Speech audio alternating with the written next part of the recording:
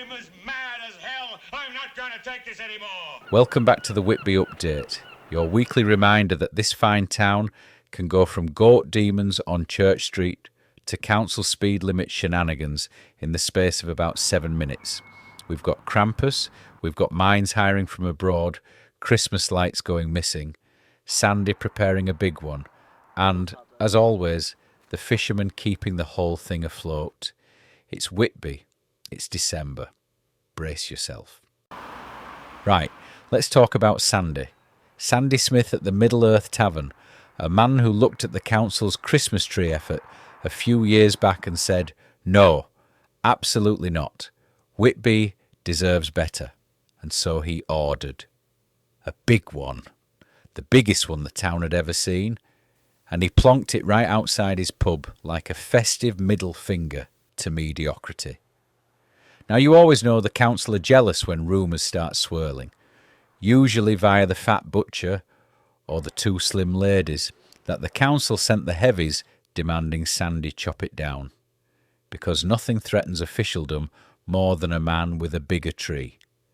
So the following year, Sandy did what any self-respecting Whitby publican would do.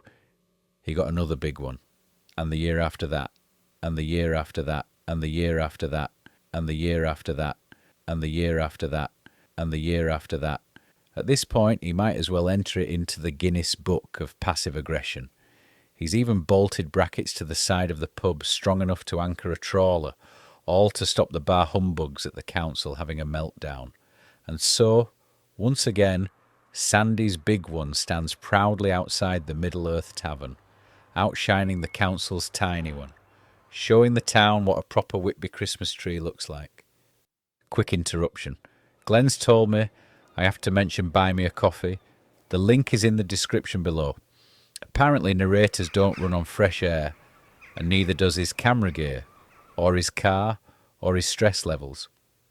So if you fancy supporting the chaos, chuck a coffee his way. It keeps the channel alive, keeps Glenn out of trouble, and allegedly pays my wages, though between us, I've yet to see a payslip. And while you're at it, hit subscribe.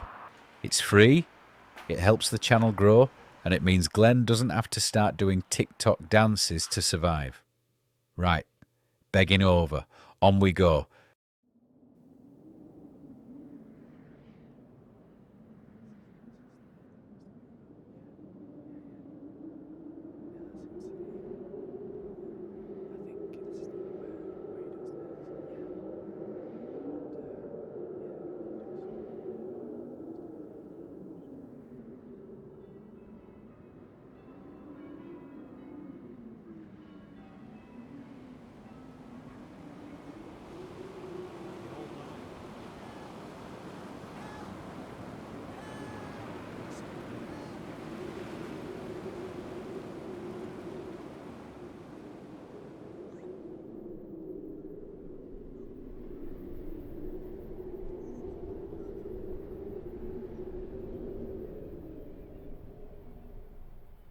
Krampus is back in Whitby. And before we go any further, let's clear something up. Whitby didn't just copy the Alpine tradition. It Whitby-ified it. Now, the whole thing began back in 2013, when a small arty collective called Decadent Drawing, led by Elaine Edmonds and Lawrence Mitchell, put on a festive special at La Rosa. They had a Krampus costume made by local mask maker Neil Harvey of Rubber Gorilla fame. It was supposed to be a one-off bit of creative mischief, but this is Whitby. Nothing stays a one-off.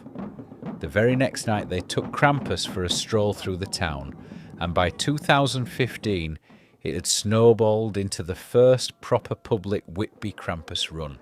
Drums, fur, bells, fire, chaos, the works. Every year it grew. More costumes, more creatures, more people joining in. A sort of goth weekend, but with hooves and chains instead of eyeliner and corsets. Now, originally it was very much an East Side event. Church Street, Sandgate, Grape Lane. The natural habitat of anything slightly unhinged and culturally interesting. But then, how shall we put this politely? Some words were exchanged. Not festive words. Words that may or may not have echoed around Monkshaven with the subtlety of a pub argument about who moved whose sandwich. Nothing official, of course, nothing written down.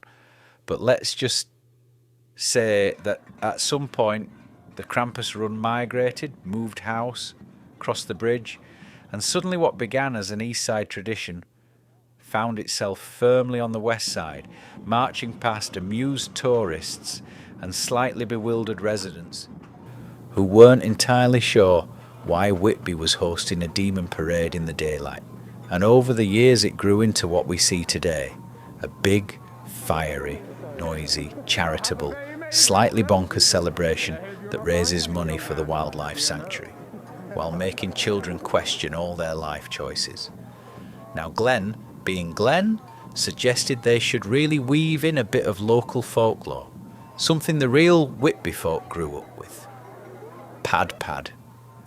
The half-man, half-goat creature said to lurk in Sandsend Tunnel.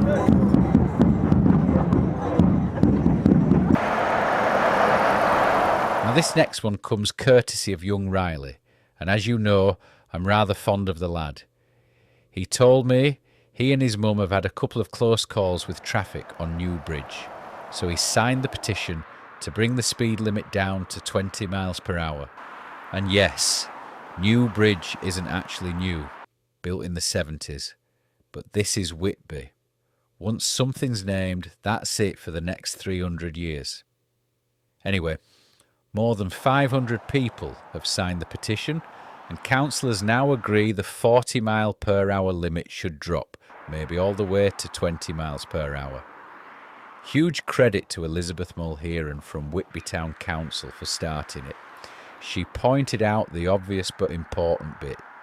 Even with the pavement, the bridge has very little protection, low curb, no verge or barrier, while kids walk across it every morning.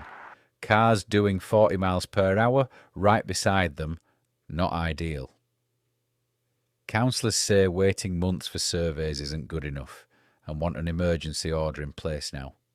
Even the MP has raised it in Parliament. So they're writing to North Yorkshire Council asking for a 20 mile per hour limit. Slower cars, safer kids. About time.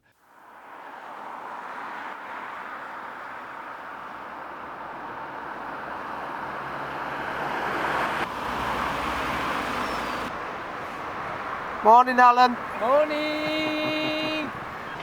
Christmas tree. That's where I'm going. I might see you there. Next up, the Christmas trees in St Mary's. Every year the church fills with trees decorated by Whitby families, schools, charities and groups. And I'll say this quietly, it's actually quite moving. Glenn goes every year. Though, if you ask him, he'll tell you he's just popping in for a quick look. Then 5 minutes later, he's stood there getting reflective about friends he's lost, family he misses, and how quickly another year has slipped by. Happens to the best of us. Now, there was a bit of confusion recently about photography in the church. At one point they said photos were banned, then only banned for a week, then allowed, but not always. Honestly, they changed their mind in there quicker than the weather changes on the Abbey Headland. So Glenn wasn't quite sure if he'd be allowed to take pictures or film the trees this year. But that's St Mary's for you. Timeless building, beautiful tradition, and policies that seem to get rewritten every time someone sneezes. Either way, the trees are worth seeing. They're full of memories, full of love, and full of Whitby, which is another way of saying they're slightly chaotic, but absolutely wonderful.